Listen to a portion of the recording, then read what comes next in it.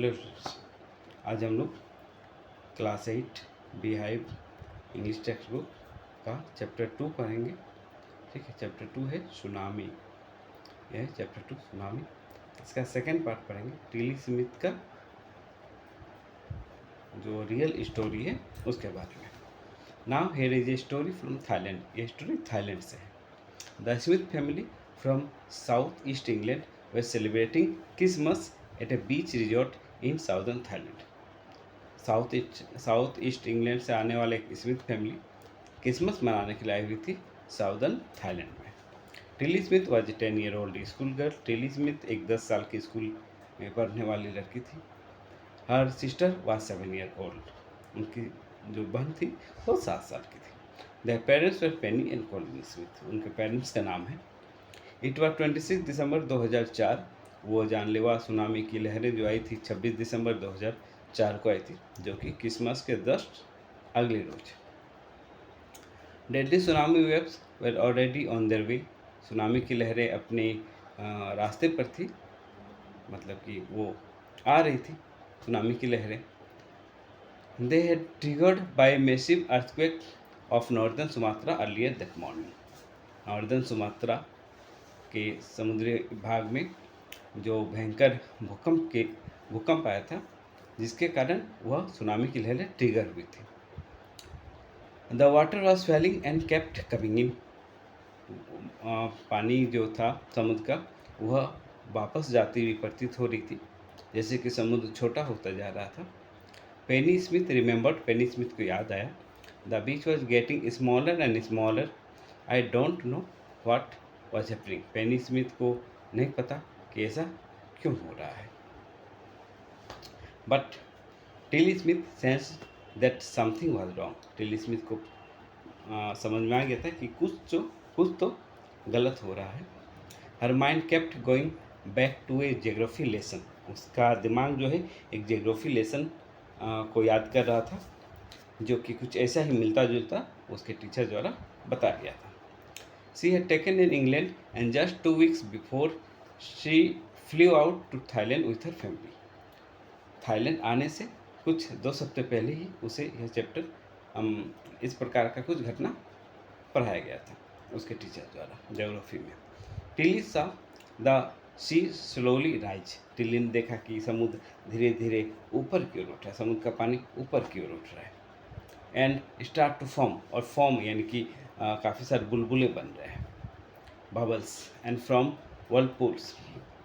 She remembered that she had seen this in class in a video of tsunami that had hit the Hawaiian island in 1946.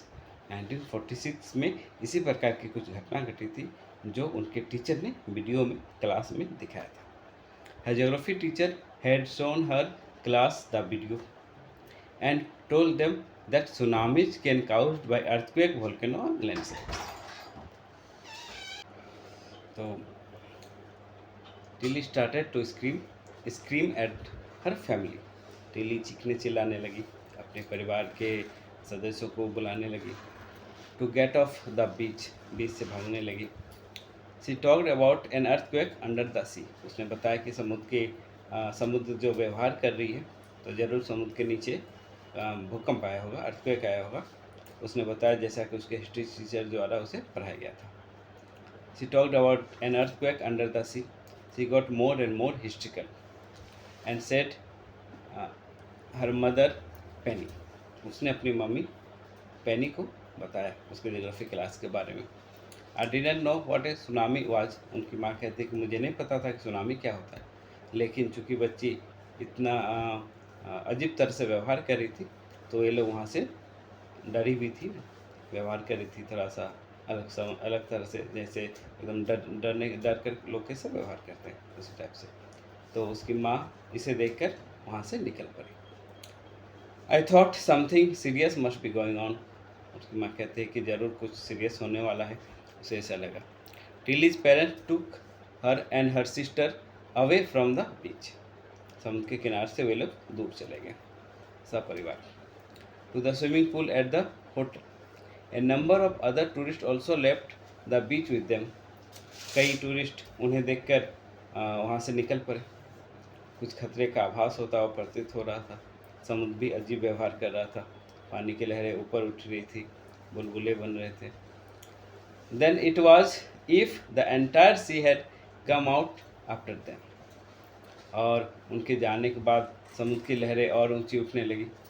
I screaming run, तो पेनी Smith कहती है, Tilly Smith की माँ, कि मैं चिल्लाई कि भागो। The family took refugee in the third floor eight the hotel. Hotel के तीसरे फ्लोर में ये लोग भाग के पहुँची, अब शरण ली थी बसने के लिए। The building withstood the surge of 3 tsunami waves. Building ने, उस होटल की बिल्डिंग ने 3 भयंकर सुनामी लहरों की चपेटों को बर्दाश्त कर लिया। If they had stayed on the beach they would not have been alive. अगर वे लोग बीच पे रहते तो बच नहीं पाते। The Smith later met other tourist who had lost entire families. Smith बाद में कई ऐसे फैमिलीज मिले जिनका पूरा का पूरा परिवार इस सुनामी की चपेट में आ गया था। करीब 250 लोग वहाँ मारे गए थे और काफ़ी लोग घायल हुए थे। कई लोग अपने परिवार से बिछड़ गए थे। Thanks to Tilly and her geography lesson they had been forward. मतलब टिली का वो लोगों ने धन्यवाद किया, उनके ज्योग्राफी टीचर का धन्यवाद किया, जिसके कारण वे लोग अपनी जान बचा सके, वहाँ से निकल सके समय से। Tilly went back to her school in England and told her classmate her terrifying tell.